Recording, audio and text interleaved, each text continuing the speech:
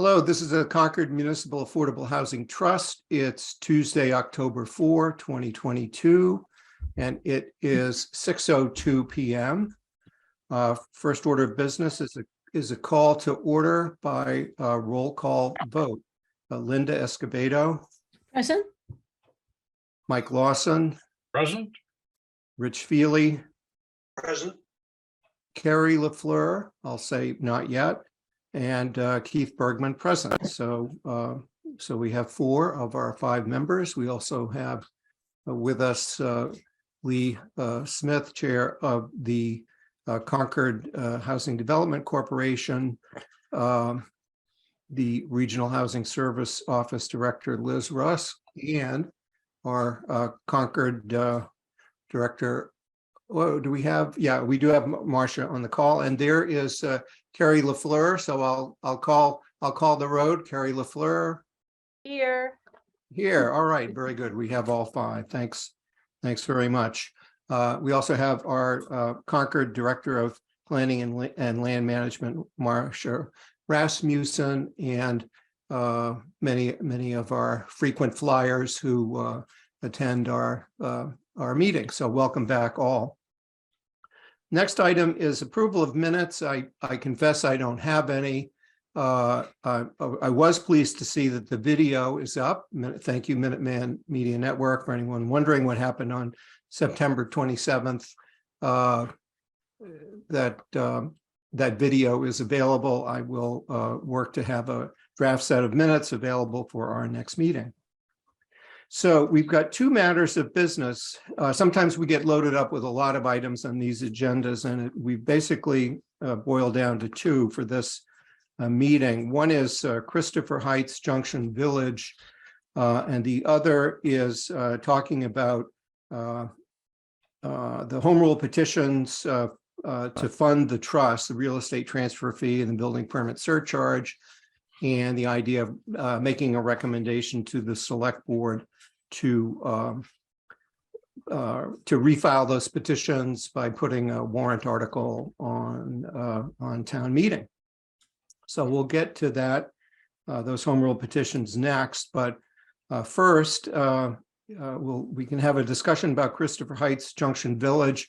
And I first want to say that for those watching at home, and we're expecting to see us on September 30th, that we ended up not meeting then, and largely because we had chosen to meet so quickly. We met on the 27th and then posted a meeting for September 30th on the information that October 3rd would be the date that we would need to prepare to meet with the select board to discuss Christopher Heights. It's my understanding that's now October 17th, which gives us more time to prepare. I wish I could say it gives us more breathing room, because I'm just so out of breath that I just with this whole thing, I just want to keep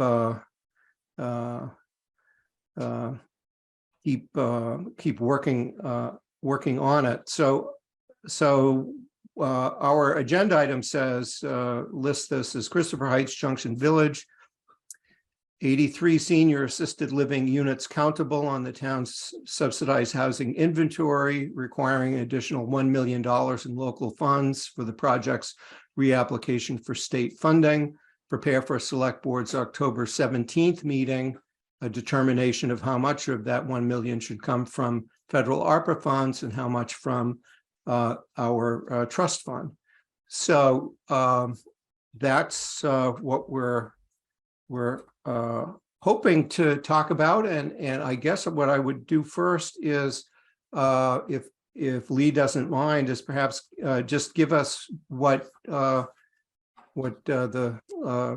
Concord Housing Development Corporation views as where we are with, I'll say it's your project, our project, for Christopher Heights. So we appeared before the select board, I think it was on September 19th, in support of your trust's request for support for an additional $1 million for the project, as has been required by the state's Department of Housing and Community Development. I'd say the developer was not particularly well received, nor was the request at that meeting. And following that meeting, the developer expressed to me his concern as to whether the project would move forward. Since that time, I think this group, as well as other interested boards, committees, and individuals have tried to garnish additional support from all corners of the town to try to convince the select board to in fact support that funding request. I relayed that information to the developer and explained that we'd be meeting on the 17th of October, and his response to that was he does not see a path forward and is not planning to proceed with the project.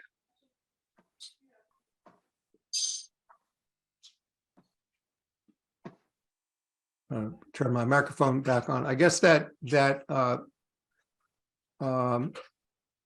position from the developer would make me want to ask Carrie or whoever has an answer, since just as a follow-up to the September 19th vote of the 3-1 vote of the select board, they requested an opinion from town council on basically could the town force the developer to do the project, notwithstanding the developer's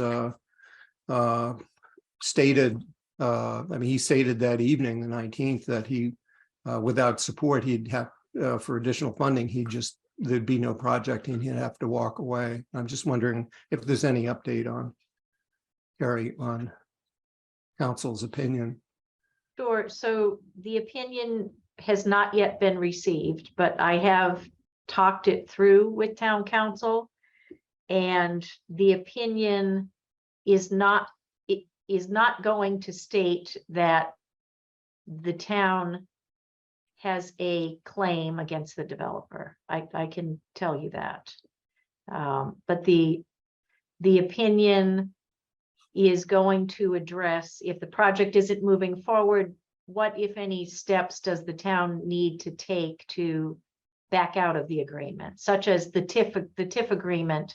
How does that get addressed? Okay. Thanks. Carrie, I don't understand, but there's no project. What's There's nothing to tax. there's nothing to tax. No. So what action, the opinion will address what action the town would need to take, I guess, to rescind the TIF agreement. Right. Right. It's How do you undo the? a formal Yes. act? Yeah. Yes. Lee, you're on mute if you're talking. Sorry. I believe it's a decertification process from the EACC, if it's the correct name of the commission that approved it initially. So there is a procedure. Yeah, Mike? Well, I just want to ask Lee, is Walter not willing to sort of hold that in abeyance until we have the opportunity to speak to the select board again on the 13th? He's delivered me a draft of a termination agreement, which is unsigned.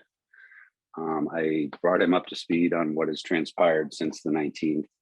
And I told him that based upon discussions at this Concord Housing Development Corporation most recent board meeting, that we weren't prepared to make a decision on how to respond to the request to sign the termination agreement until we at least attended the select board meeting on the 17th.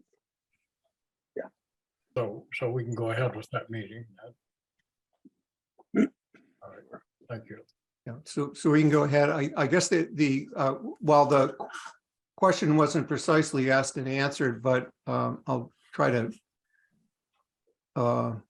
perhaps elicit a little bit more information about the town council opinion. if Carrie, do we know if town council's opinion is if it's going to find that the town doesn't have a claim against the developer, does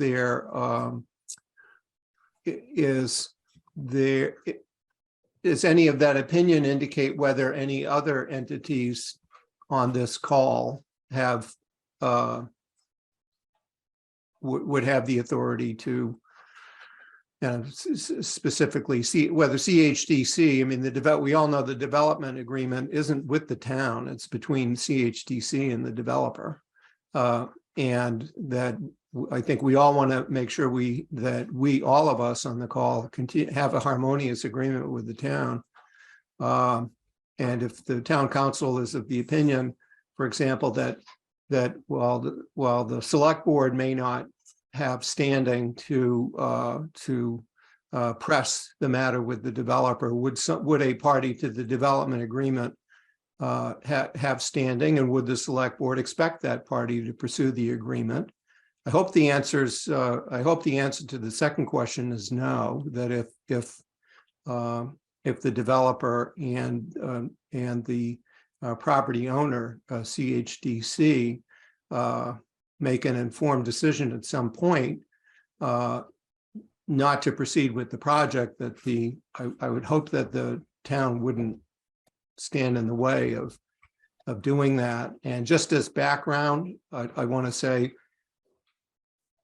I've been in positions where I've done deals in my official capacity as a town manager, where we worked very hard with senior assisted living providers, and every time something new happened, what kept the provider, and it happened to be New England Deaconess, and my dealing with when we transitioned a town-owned nursing home to a New England Deaconess run facility with assisted living.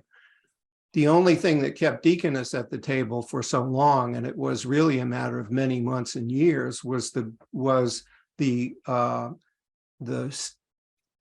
demonstrated willingness of the town to go forward with the deal. And if more money was required, we found a way to do it. If other concessions were necessary, we found a way to do it. And my strong sense of where the developer's coming from is that even without getting a vote from the select board on the matter of would the select board supported another $1 million in order to leverage $7 million more from the state for this project.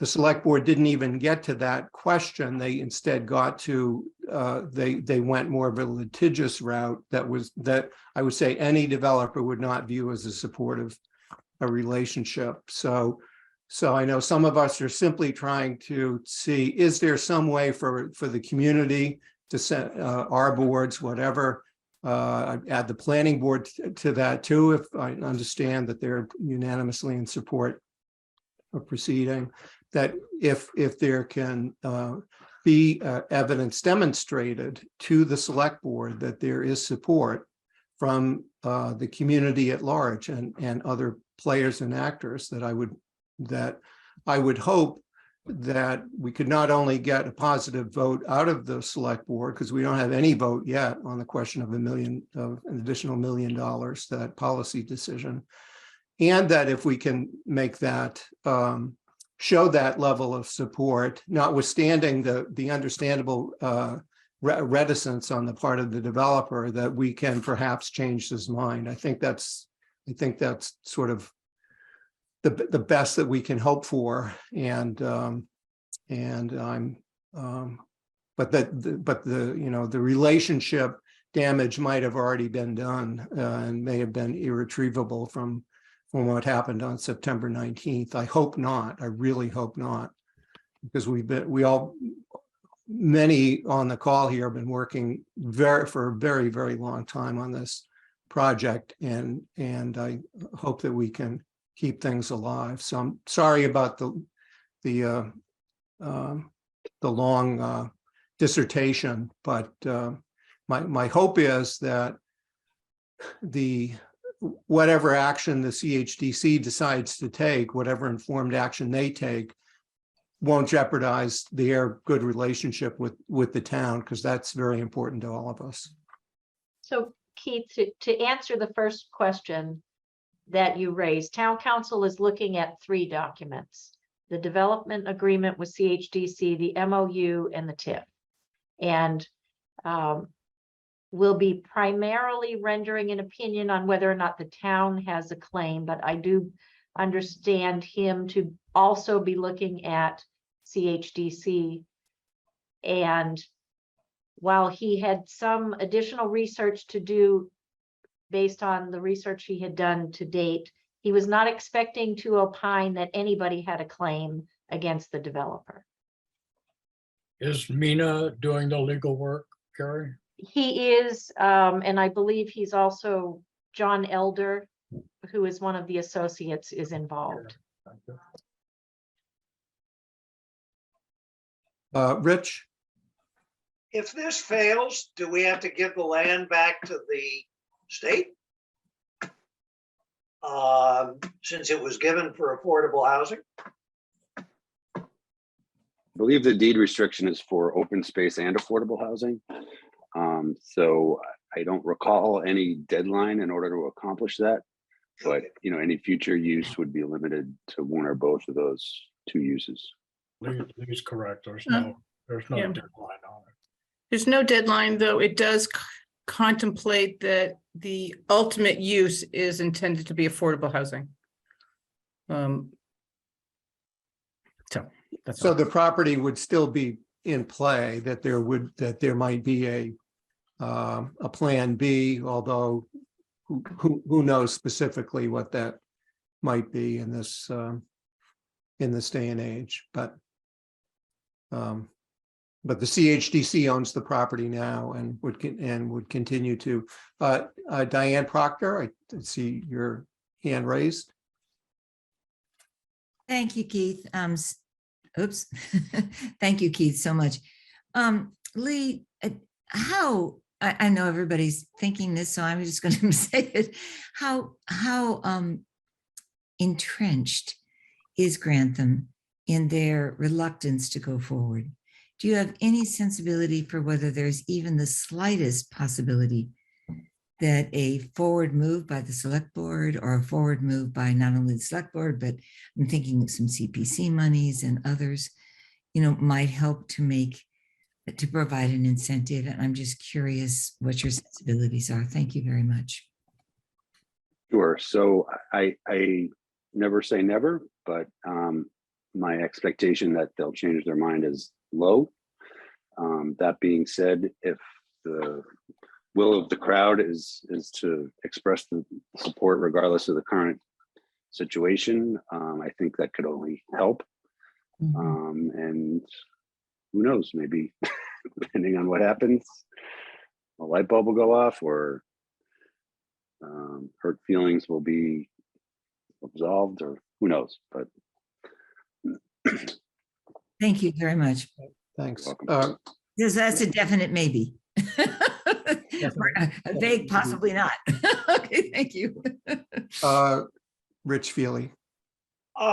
If we could get them to allow us to spend the $1 million out of the trust or trust and ARPA funds, and Walter is sick of the select board, could he sell this to another reputable developer?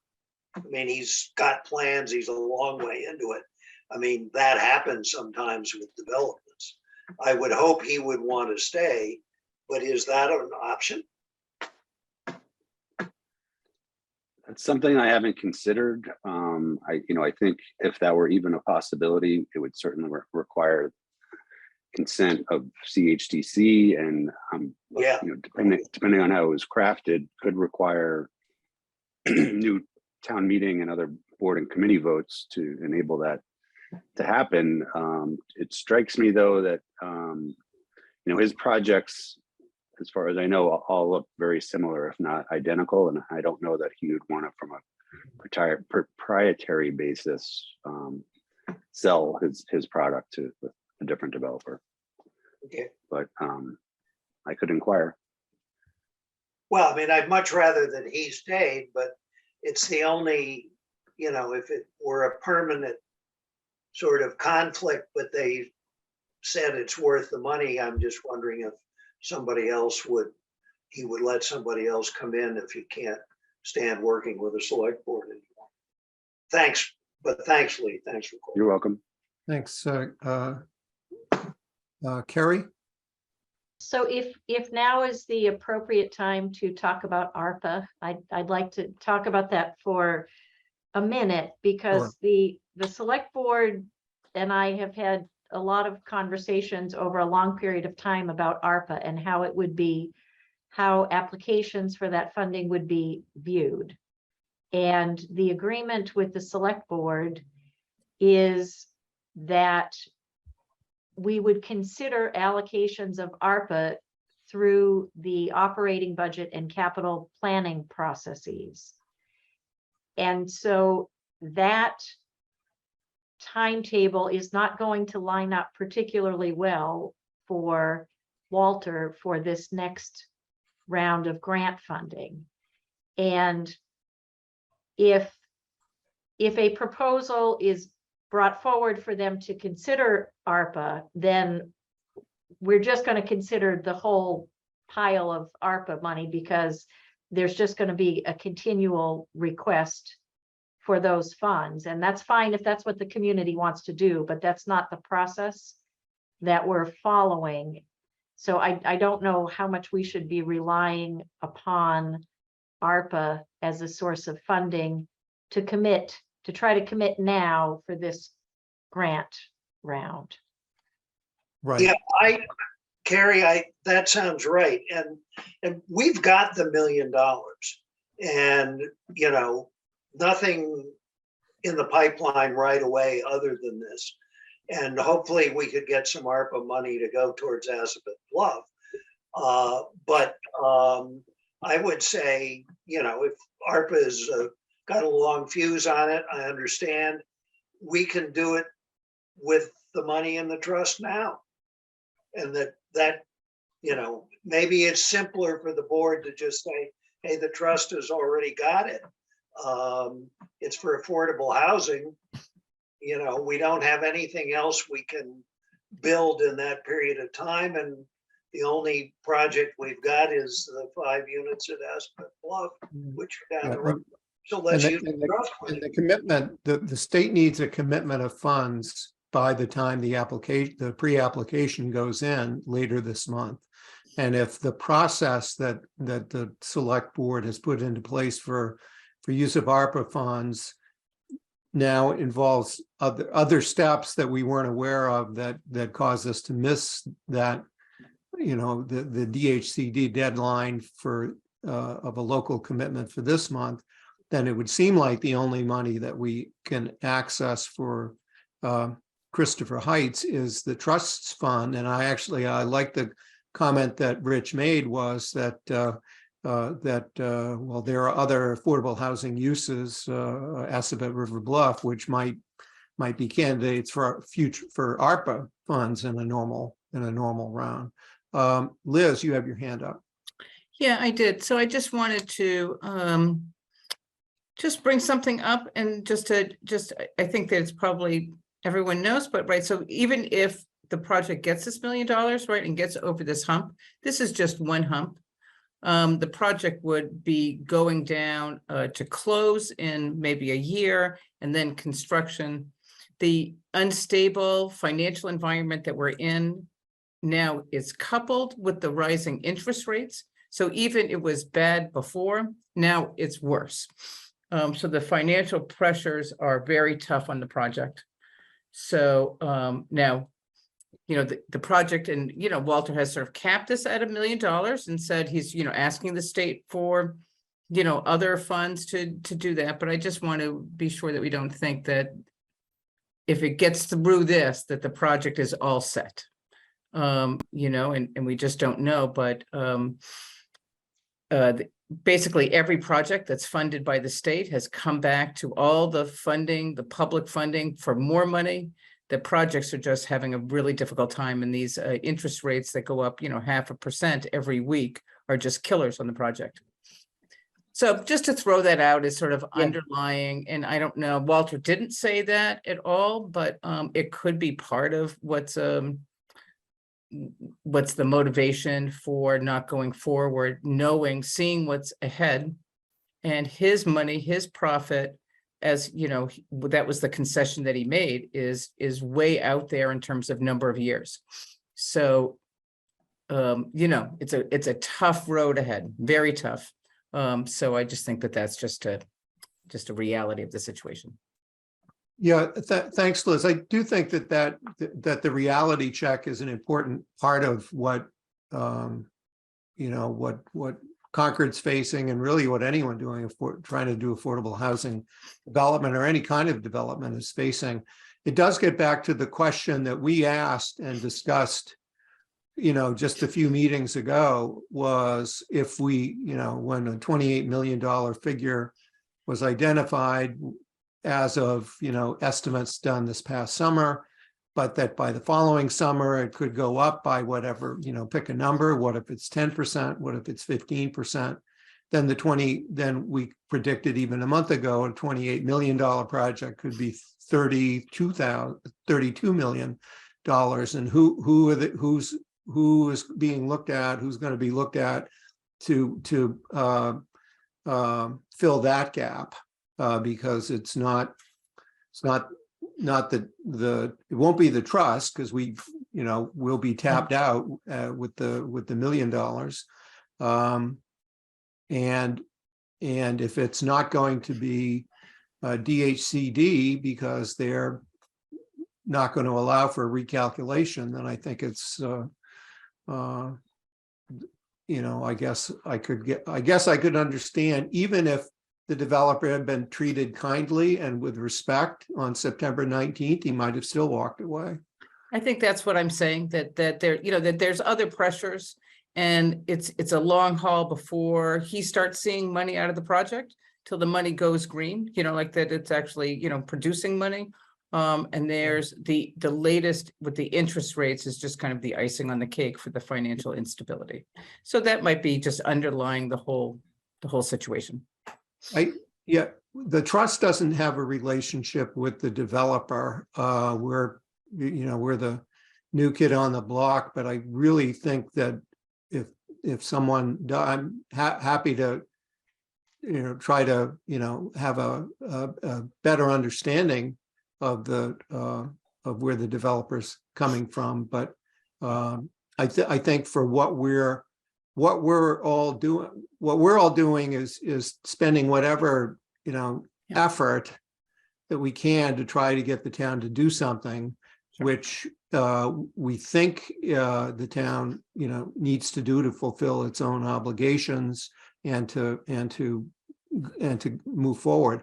But if there are other factors that are really pointing to us as just spinning our wheels, and no matter how nice we are, no matter how supportive, no matter how much more money we put on the table, it still doesn't make sense for the developer, because of other factors that are beyond our control. I'd sure like to have the developer tell us that. Yeah, they're not saying. That would be his way of being, kind and respectful to us as we would like the town to be to him.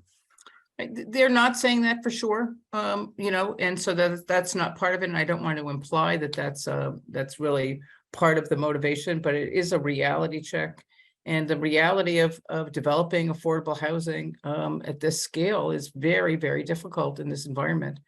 And we see with these rising interest rates, like what was affordable to buyers 3 months ago, they can no longer get that mortgage loan. Like the interest rates have had a huge impact. Yeah. So just that we're all taking the temperature. So just even if this went through of the $1 million, it's just not.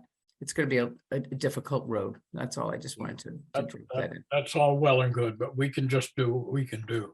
Of course. Right. Diane, your hand up again. Thank you so much, Keith.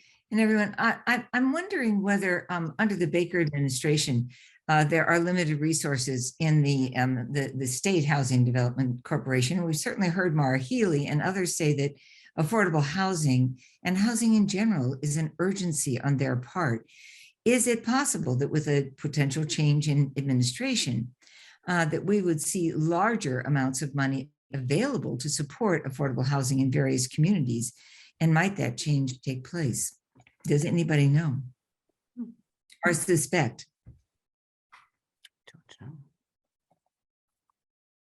Hard to predict, again, probably for all those other reasons that we have no control over, meaning whoever, the legislature, for one,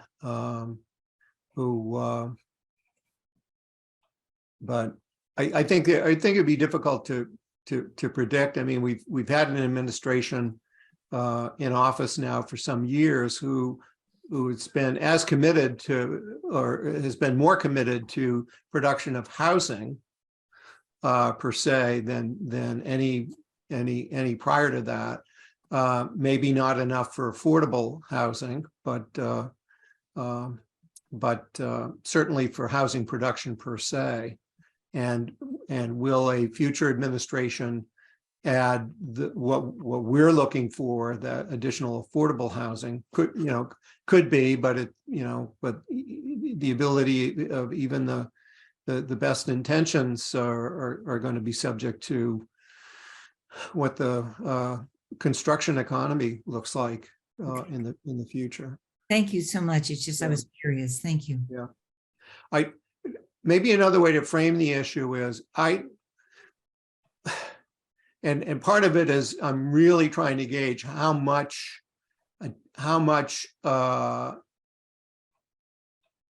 hard do we need to try, and can we try, and should we try to get a vote out of the Board of Selectmen?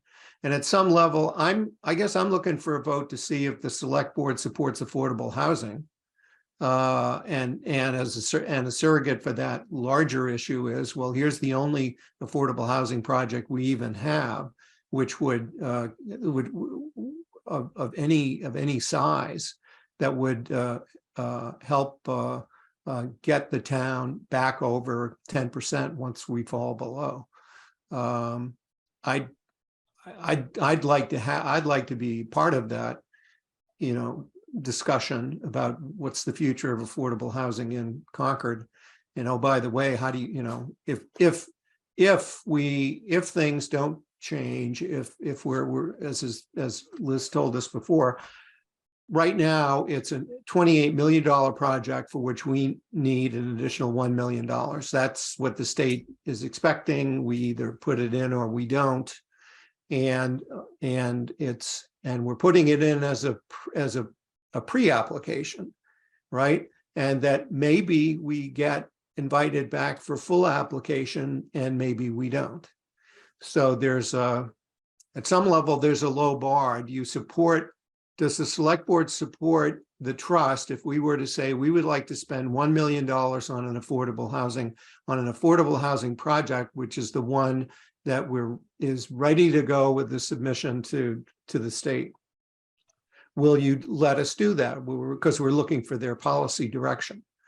And if they're okay with that, that would be fine. And if the project doesn't happen for whatever reason, at least we will know that the Select Board and our housing committees are sort of have the same commitment to affordable housing. Rich? Yeah, I mean, Liz is right. I mean, that's what I worried about months ago, is that the July 2022 estimate is not going to be construction cost when this gets in the ground. But if we can avoid having a no more money from the town vote, and we get a year and a half from here, and if we have a transfer tax, we will have more money in the trust and we can do something. And every other project is going to have the same problem. So there may be another round to pass the hat with both the municipalities and the state.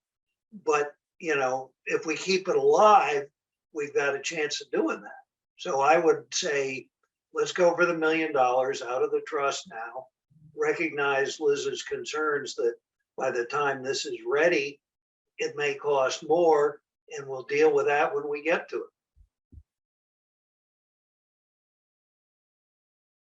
it. Thanks, Rich. How do others feel about it? And actually, I thought of an answer perhaps to Diane's question about what might the next administration do. I haven't been following too closely, but I would get, but if a different governor was supportive of a real estate transfer fee for affordable housing, which I don't, not convinced the current governor ever was, but if the next governor is supportive, that would be a game changer of how communities can produce affordable housing.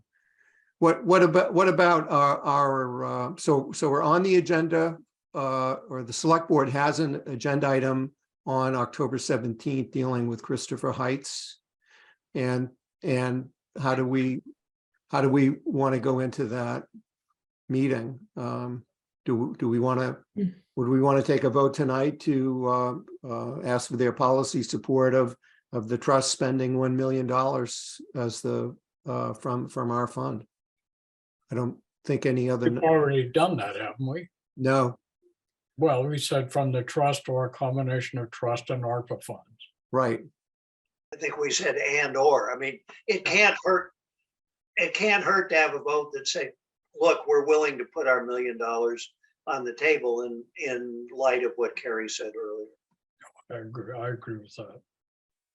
Yeah, Well, I'll move that the trust offered to provide the $1 million to enable the developer to proceed with their application of DHCD.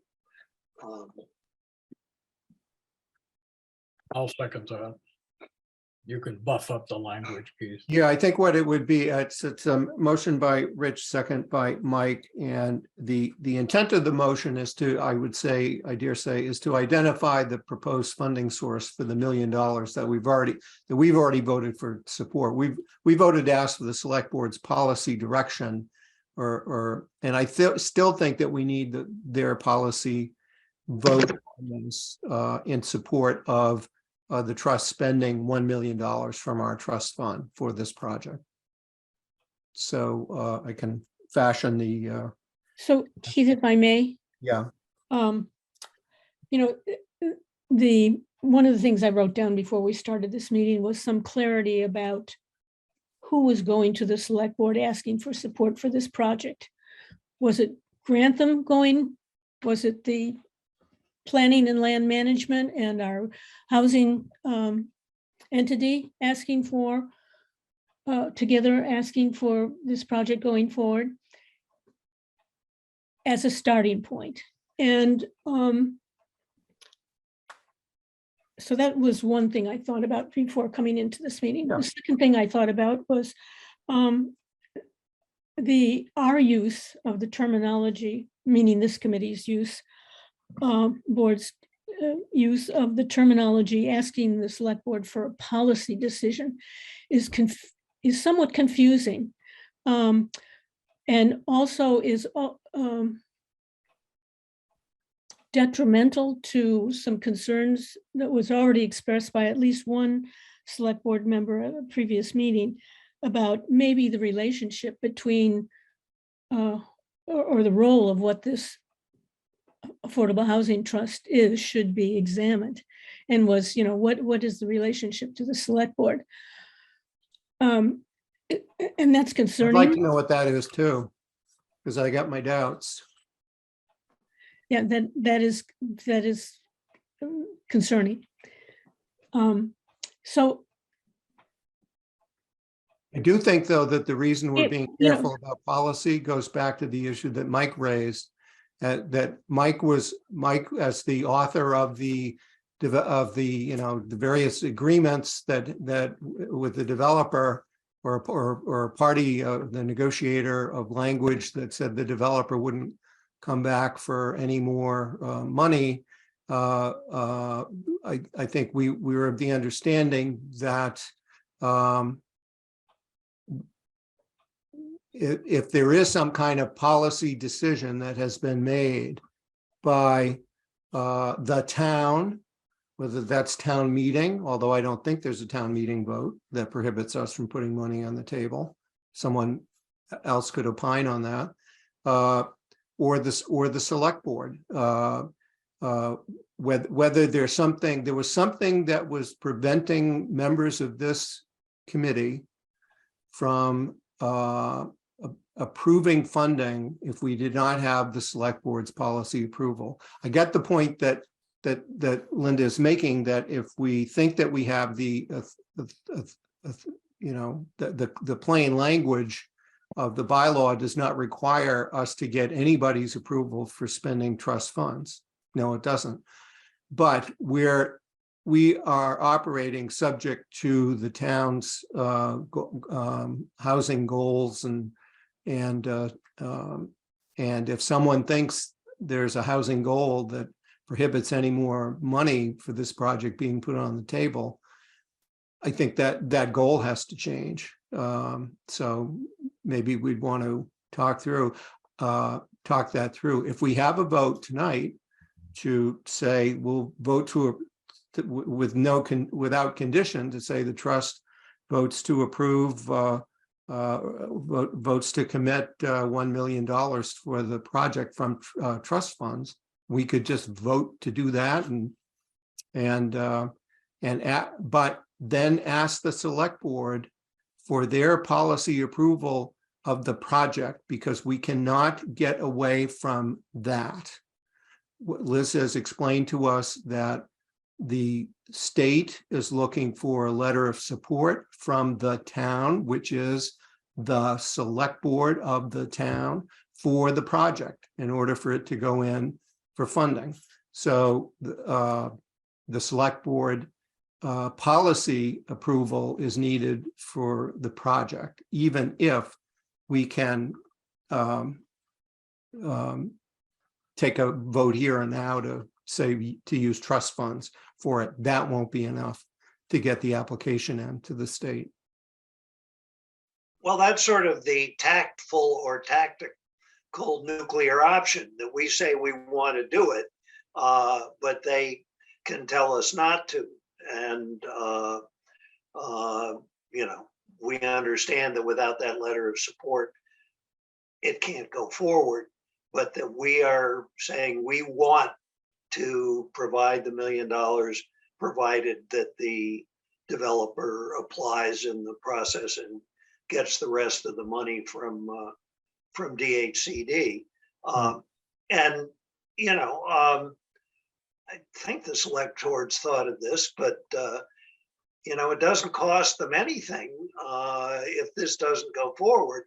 But I would hope all that money would go back in the Municipal Affordable Housing Trust. I mean, the $2 million comes back too. I assume it's in a Certainly. separate account. Right, sure, yeah. If any project doesn't go forward for the original intent, it doesn't get spent and goes back to where it All we're doing came is from. pledging our money. There's no disbursement being made. Yeah. Same with the town's funds from CPC or the town directly. Yeah.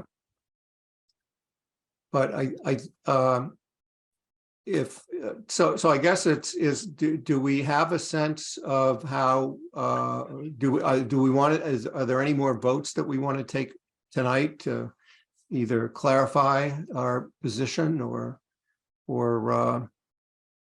not? We can also, had the meeting gone forward on September 19th, as we hoped, it was, we were posted for a meeting, and if the select board if they had done what we hoped they would do, which is decide to support the use of $1 million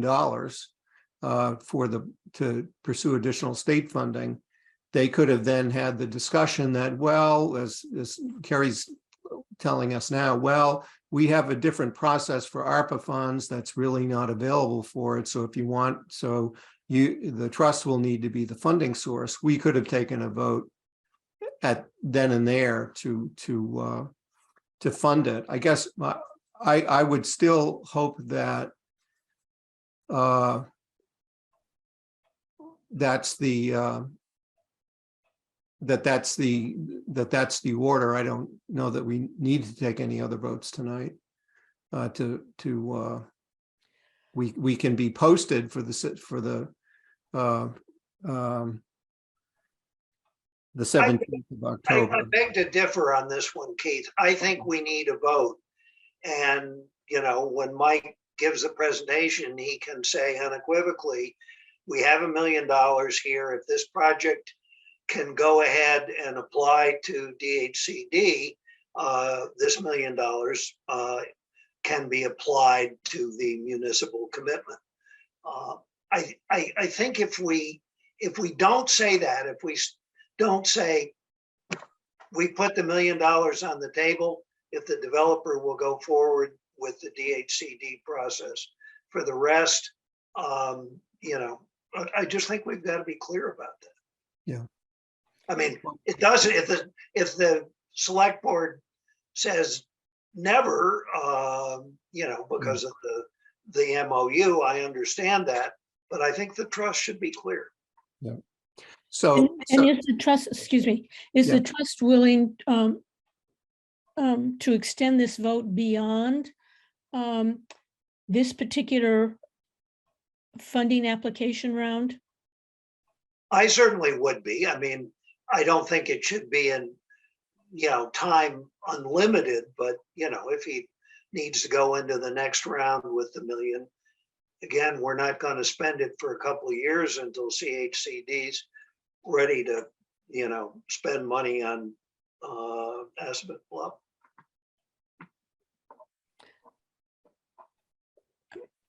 Yeah. well, let's see. I think there's potential problems with the extended timeline beyond this particular funding round. Yeah. What I are, think that- For all the reasons we talked about in terms of. I'd have difficulty, I mean, if the $1 million goes with a $28 million project, to my understanding. If the project cost changes, the need for additional funds is going to change somehow. Okay, I was concerned that the deadline had passed and that we had to go into a regular funding round rather than a special funding round. But I'm not looking for it to be open. Yeah. I think the issue that I hope the issue that Linda raised about, asking for a policy vote from the select board can be sufficiently addressed with the motion that's on the table. That is the motion and second was to identify the trust as the funding source for the $1 million and to authorize that. And that can be without further condition that as far as accessing the $1 million. What we might then want to do is ask for the select board support of the project, not of the $1 million, but of the project, because DHCD needs their support of the project to proceed. We offer the $1 million, they sign a piece of paper. well, that's what I think our motion should be. It should be a two-part motion. We allocate the $1 million in support of the project, and we encourage the select board to generate a letter of support for the project, submit it to the state. I certainly accept that amendment. And so how about a further amendment to tie it to this funding round? So I'm struggling a little bit with, we have a developer who is on record saying he doesn't want to move forward with the project. He's gone so far as to submit a termination agreement. And we're saying we're willing to go a step further and commit essentially 100% of the funds that we have. I think there has to be a timetable because we don't have any ability to react to any project until at least annual town meeting. Right, any future round. Yeah, I agree with Kerry on that point. I guess maybe the question would be, we're allocating $1 million for the, what do we call this round? What do we call this, this DHCD round? What, does it have a name? It's the high readiness ARPA funding round is what they call it. High readiness ARPA funding round. Yeah, we can amend our motion to include that specific language. Fine. Liz, so we've not missed the window if good things happened on the 17th and Walter was willing to go ahead, there's still time to get an application in. The applications are due, the full applications are due on October 27. Okay, so we got, yeah, The full pre-application. The applications are significant in terms of what's required with the application. So Walter would have to, Get on it. get on it, right? I was gonna say scramble, but whatever, get on it and be, fully committed to getting that application in on time and all the paperwork that's needed. Right. Okay, so I'm hoping we're ready for our vote on this. I will give you the motion by, now I have to look at my notes.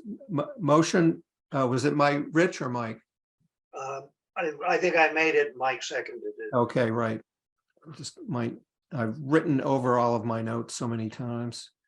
Okay, motion by Rich, second by Mike to fund from the Concord Municipal Affordable Housing Trust the sum of $1 million to commit for the Christopher Heights Junction Village project in the DHCD High Readiness ARPA funding round, and to request the select board to support the application for additional state funding. Is that Yeah, I think so. another way to say that? Yep. And to support the reapplication. Yeah. For state funding. For the project. Okay, so that's the motion. Is there, with a second, is there further discussion? All right, so let's take a roll call vote. Linda, Aye. Mike, Aye. Rich, Aye. Kerry, I, and Keith, aye. So that's 5-0. Thanks very much. I think that's the best that we can do to position a vote, a policy vote of support for the project that the state needs from the select board. And it's, as we've said before, it's their choice whether they do that or not, but we will have done all that we can do to put the money on the table that's necessary to accompany the project. So thank you all very much for that, that effort and discussion. I do. Keith, could I just Yeah. interject here? And Yeah. while I think this is extremely important, I think not unlike other key projects in town, we need indication of townwide support for this project coming from individuals and from groups. And, we've touched on that tangentially and, with some specifics as well. But I'm talking about a full court press here. And I think it's not sufficient to take our policy position if in fact, and this is not just directed, my comments are not just directed to this board, but to all those who are the key stakeholders in supposedly moving this project forward. It needs to, and as an example, Lee already met with, as we know, many of us know, already met with the planning board, made his case and asked for a letter of support.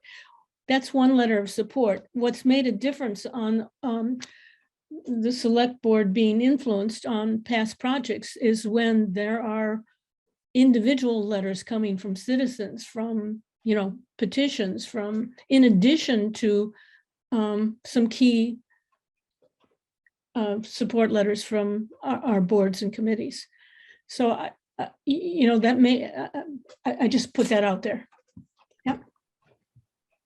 Diane, I think the League of Women Voters is very much in favor of this, Keith. And I've had a lot of phone calls and letters from people in the league asking whether our support, and I don't mean the league support, but individual supports, the environmental committee supports, and others would make a difference.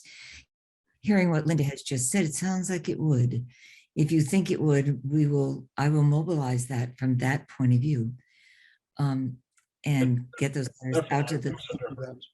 Okay. I appreciate that offer and information very much. I agree wholeheartedly with Linda that that's an important, vital part of showing community support is a vital part of moving this project forward. Thank So you so much. I thought maybe we were a wisp in the wind, but if we're not, we'll get. no, that would be great. What about the CPC? Are they? Well, I don't know that I don't know what the CPC can do legally, Michael. Of course, that's what I'm thinking. Can the CPC say we support this kind of initiative? Certainly, the CPC, one of its 4 branches is affordable housing, and perhaps I can write as the chair of the CPC and speak to the importance of affordable housing in the community without speaking for the committee, because I can't. I speak for myself as the chair and my experience with the committee, if that seems appropriate to people. It does. Okay, then we'll mobilize both. Yeah, that would be great. Now, when Lee was at the planning board, the planning board took I'm presuming a policy, their vote was one of policy rather than or was it of specifics, that they were putting in a support letter for a plan that they've already approved, or they are putting in a support letter for a project that they see meets the goals that the planning board has as a town entity. I think the permit for the project is from the zoning board of appeals. So I don't know that the planning board per se had anything definitive in terms of project approval, but it's my understanding that they're kind of a policy guidance board with they can offer whatever directives or views that they want to share with the rest of the town. And I think that's what they did at their last meeting. Right. I haven't seen a draft letter yet, but I assume that's forthcoming. Yeah. But it was unanimous. Okay, and that's great, and that's very impressive. Thank you, Linda Miller is on the call. For that action by her board. And Alice is preparing remarks on behalf of the folks that petitioned for the home rule petition. Yeah, I think we'll get somebody from Mothers Out Front there too. But it sounds like I should ask them to write a letter just in case they don't get to speak. I will do that. Yeah, I'd say that anything that can be done, we reached out to all of the town board. We went through official channels, contacting, letting all the town board chairs and know that we're in favor, and asking them to spread that message with their boards. But I think mobilizing the community as a bunch of individuals is just as important, and whoever we can get to be there in the room on the 17th would be great. The other group is the elderly, and I wrote Ginger Quarles, and she said, well, I can't take a position because I'm a town employee. And I asked her to, see if the Council on Aging would take a position, but maybe somebody, does somebody know somebody there? I don't. So, I asked her to pass it on, but I haven't heard anything back. I think given what this is, and that 50% of the households in town are over 55, I think we need a number of us on this committee are probably elders, but that doesn't get us the position we need. Does And not who we- know somebody in the council on aging, Linda, maybe?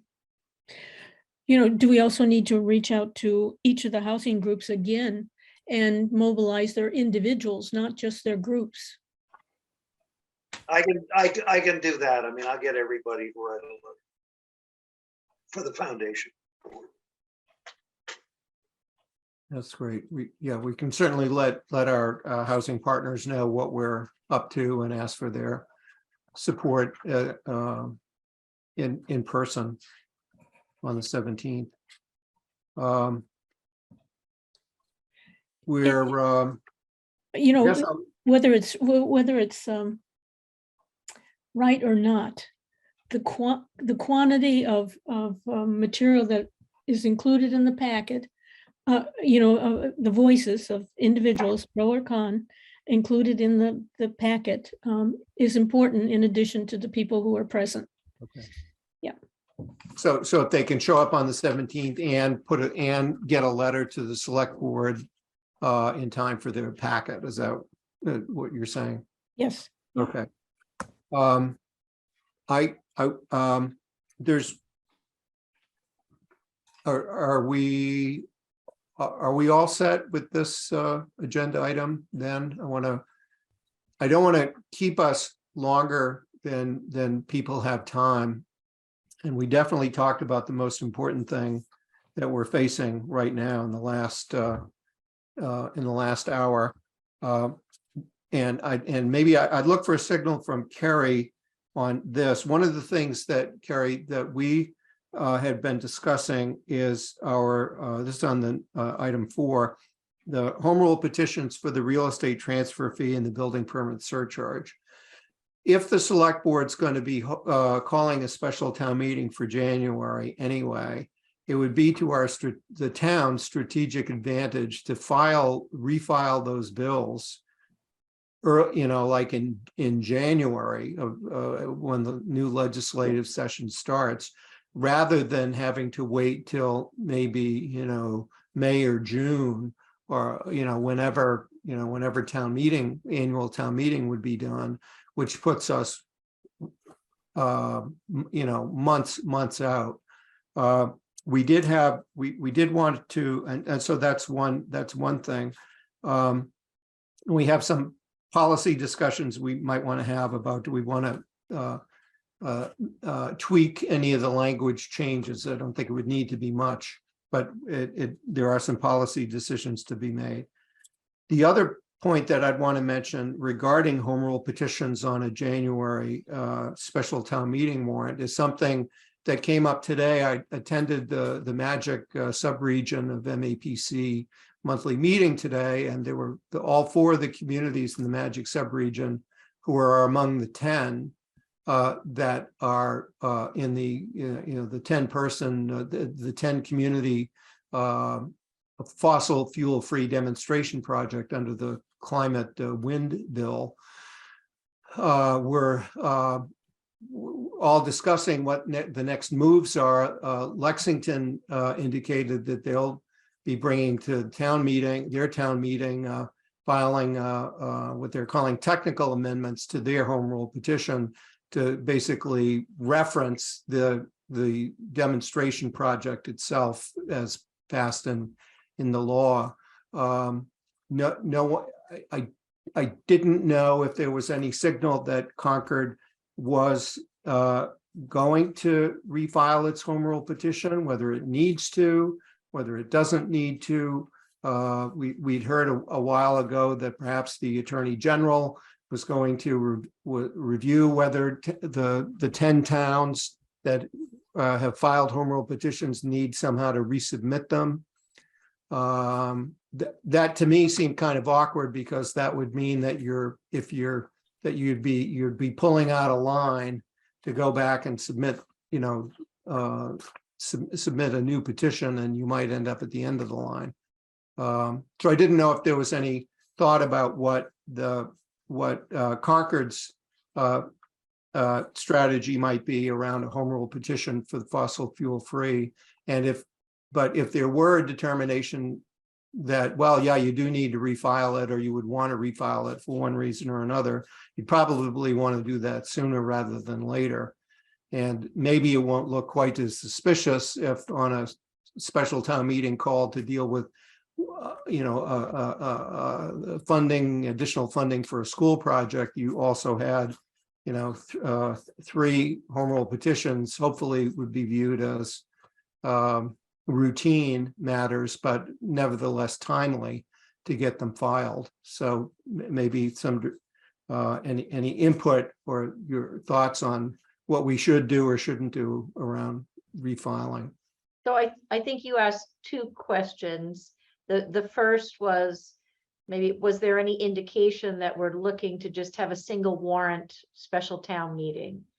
I think the select board probably would say, yes, that's what they're hoping for, but I can't imagine anybody believes that's actually going to happen. Yeah. In fact, I've heard talk of coming up with something that will get a different segment of the population at special town meetings so they can be heard on the middle school. So it wouldn't surprise me if there wasn't something like that. The second question, we have town council looking at what adjustments we might need to make to our bylaw for it to be in conformance with the law that was passed. So I don't think that analysis is completely done, but we want to have it ready in the event there's a will to put that forward at special town meeting. Okay, great, thanks. Yeah, I'm glad it's on the radar screen, and if you need to move forward with it, that's great. The context that provides to us is that if we take some time and talk about what ways we'd want to tweak these refiling the home rule petitions, that we could do that, and then you make a group decision of are you going to bring home rule petitions forward or not. All we can do is to offer any suggested revisions for when you do that. So so I guess I'd ask when we want to discuss that. We've spent a lot of time here tonight, and I'm happy to reschedule it. Yeah, Rich. Yeah, I mean, just quickly, I think on the transfer fee, we probably got to up the attachment point. It's way below the median price in town now.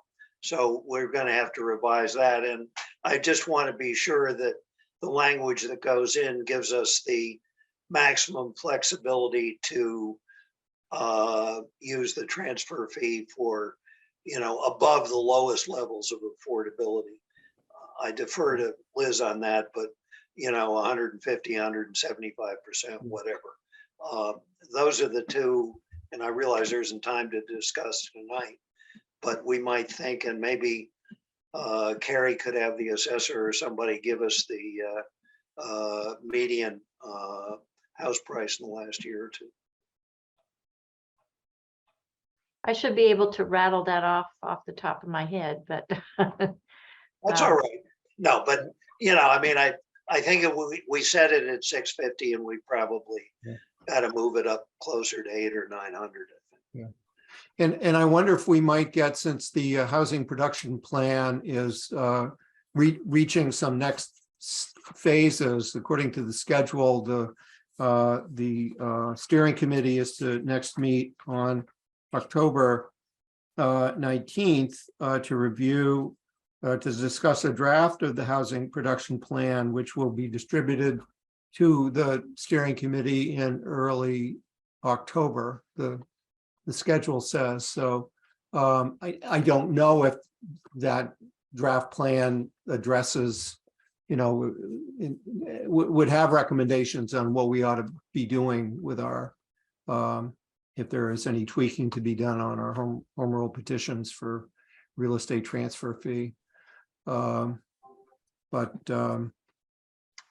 We could, you've spent a lot of this evening discussing it, our most important matter. And so what I think I'm going to suggest is we schedule a further meeting to discuss the home rule petitions. It sounds like we may have the time if we met in a Carrie, would it be a practical deadline? Would you need to have any input from us, say, for the meeting of October 17th? Or do you have other, or is the town meeting schedule, would it allow for input at a later date? And you're putting together a warrant. Yeah, let me just open the tentative calendar we have. Because we're not expecting to open the warrant on the 17th. Okay. 24th, I think. On the 24th, and then how many? Close on the November 4th. That's the tentative schedule right now. All right, so we put a new one together today. Let me just see.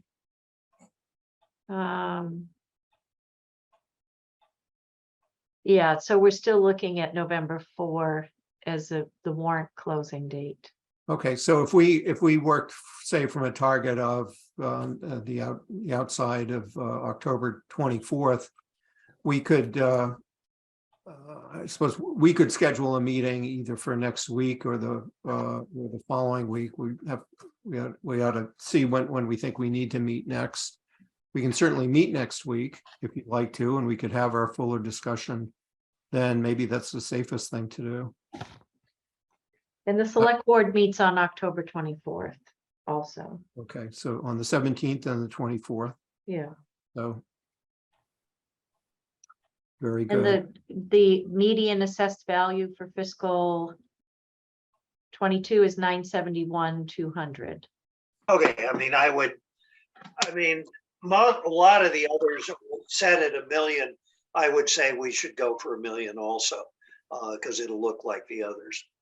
So we can discuss that at the next meeting, but that's what I'd recommend.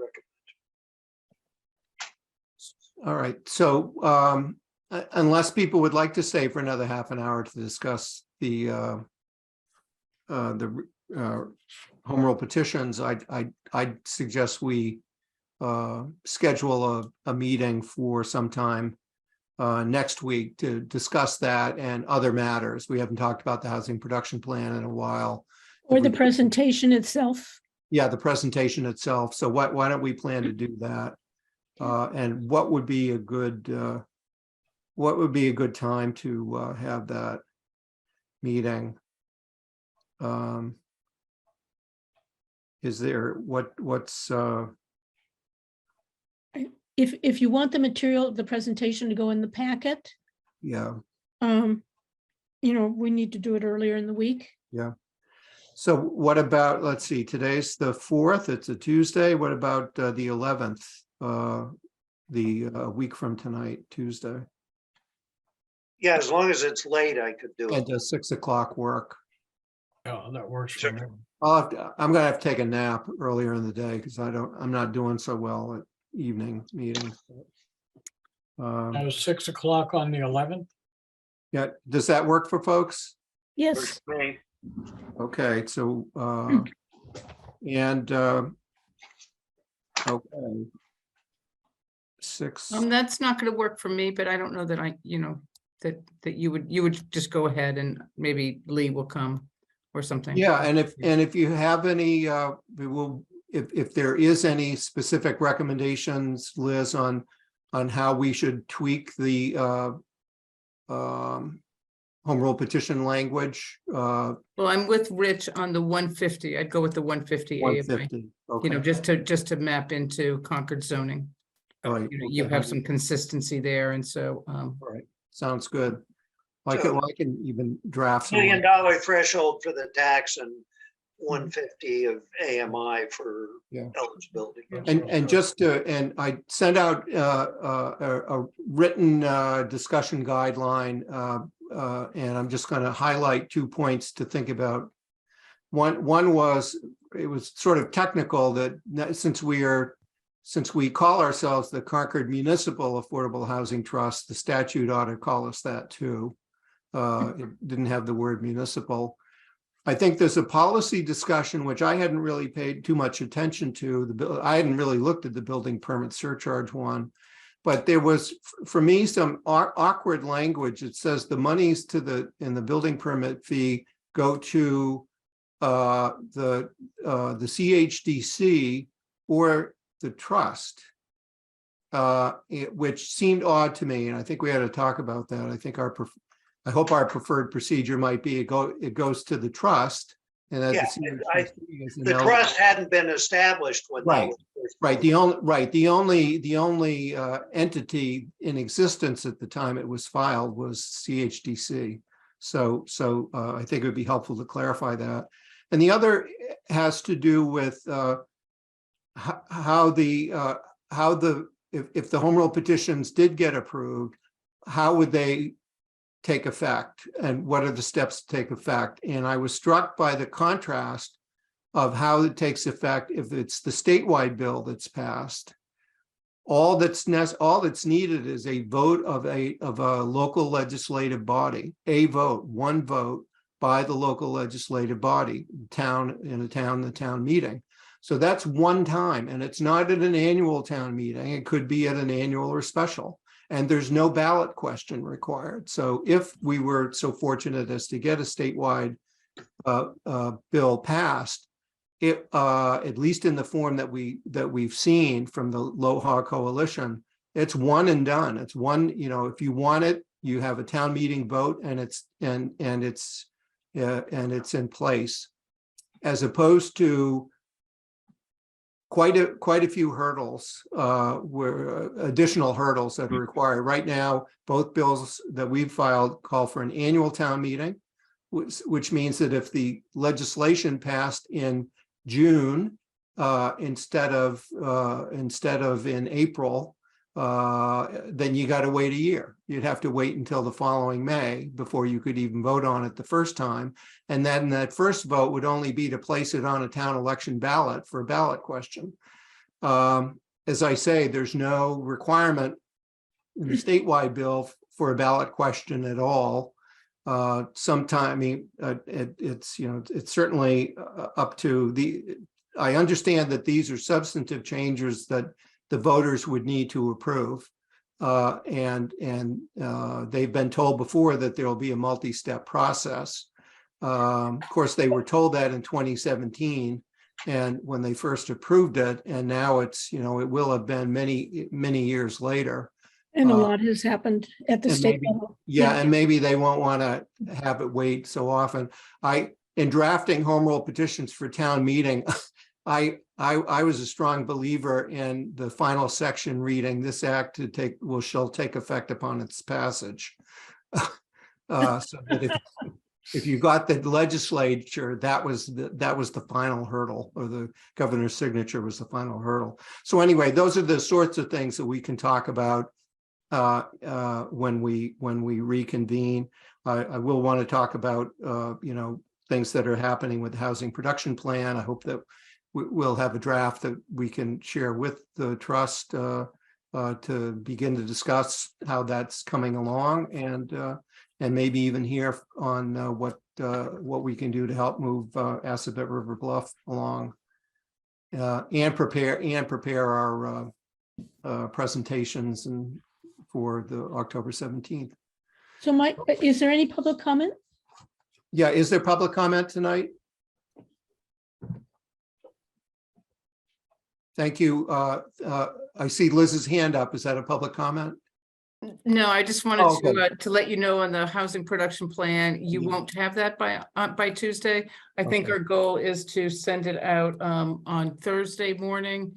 And then we're also arranging for a public session to review the draft housing production plan, so you can hear more about that. So, Oh, that's awesome. Oh, Yeah. I really like that. That's great. Yeah, Yep. I'm glad there'll be another public session to do that. That's awesome. Thanks for sharing.